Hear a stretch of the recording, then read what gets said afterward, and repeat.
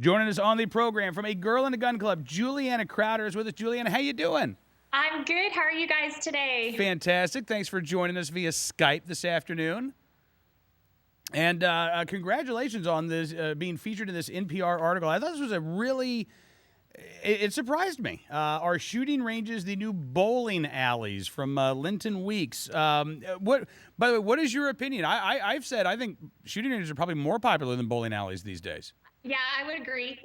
All of my shooting ranges here in Austin, Texas are packed all the time. So, yeah, I agree with that. I was really flattered to get an email from them. They had a list of questions. Uh-oh. Uh-oh, hang on. We may be frozen here.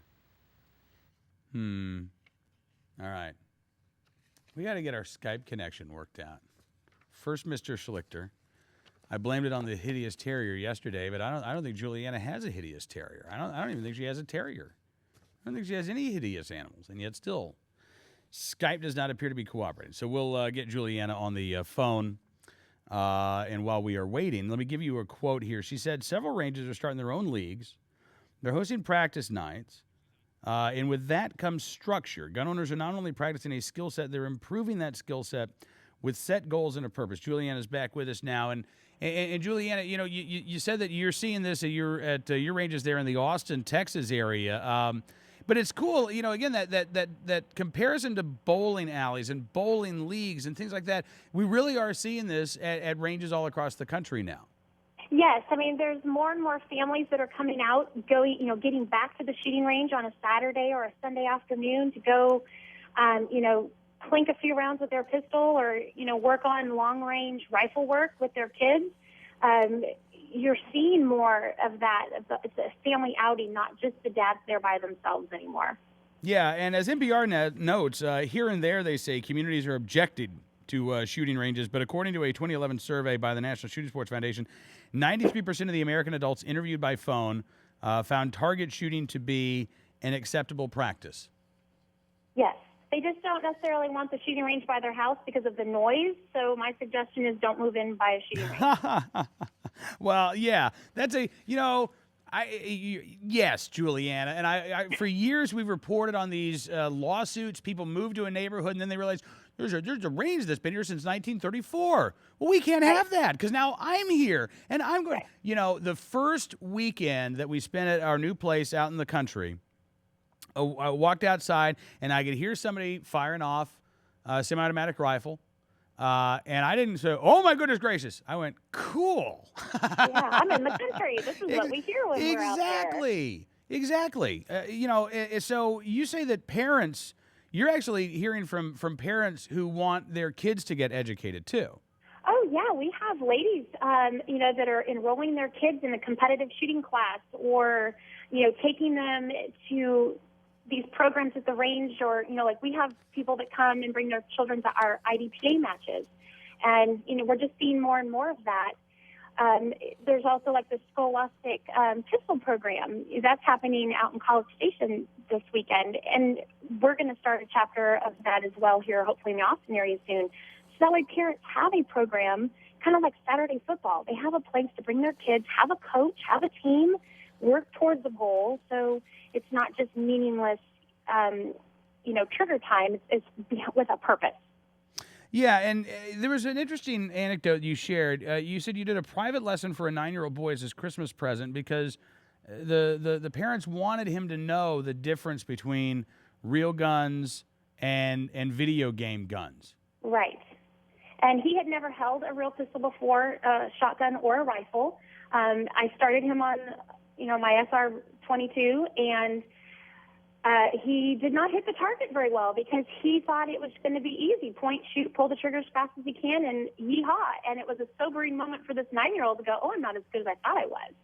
And he had to learn to aim, and he had to learn what trigger control was. He still just wanted to shoot fast at the end of the day, but at least he had a little bit more respect for it and knew that there was some work that went behind it.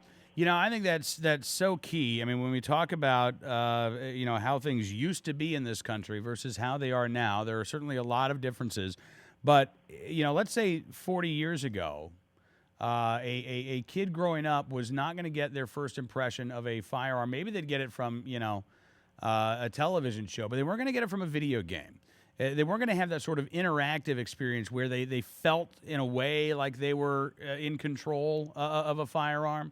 They actually went out shooting with dad or with grandpa or with their uncle, and that's how they learned about firearms. So I think it's vital that we as parents actually take the time and remember that our kids are getting information all day long, not only when we're around them, but when they're not. And, a lot of times I think we as parents think our kids, when they sit down in front of the video game systems, that they're safe because they're there right in front of us. We can see what they're doing. We know that they're not interacting with people. We can keep an eye on them. But I had a very interesting experience right after Christmas. We have airsoft guns in the house. My kids like to play with those, and when they're properly doing their thing out in the country or got all their gear on. Well, my younger son had a pistol that he thought was unloaded, one of his airsoft pistols, and he shot his new computer screen with it and busted his brand new laptop that he got for Christmas because he goes, "Mom, I thought it was unloaded." We had a very good opportunity to talk about gun safety, go through all of those steps, even with airsoft pistols. I thought I had it covered with the "don't shoot your eye out" conversation. Right. And we had to go one step further. He was dry firing. He was practicing his trigger control, and he had a pellet in there. So even, with those tools, we can still be educating our children. Yeah, it's a constant process. You have to have that reinforcement. You have to make sure that you're doing this. It's not like, look, we don't send our kids to math class for a week and say, "All right, you got that. Now let's move on to history." Right. It is a constant reinforcement. It's a never-ending process. Even as adults, I mean, Juliana, you continue to learn, right? Absolutely. I was in another fantastic class just last week, and I learned, how to convey the information better to new students, or even people that have been shooting for 50 years that forget their safe handling skills. There's always something to learn. Absolutely. Well, listen, I appreciate you coming on the program. Have a wonderful weekend. Hopefully you'll get a little bit of range time, and look forward to talking again soon. I'm teaching all weekend long. It's going to be fabulous. Excellent. Glad to hear it. Thank you so much, Juliana, and look forward to talking again soon. Thank you, guys. Bye-bye.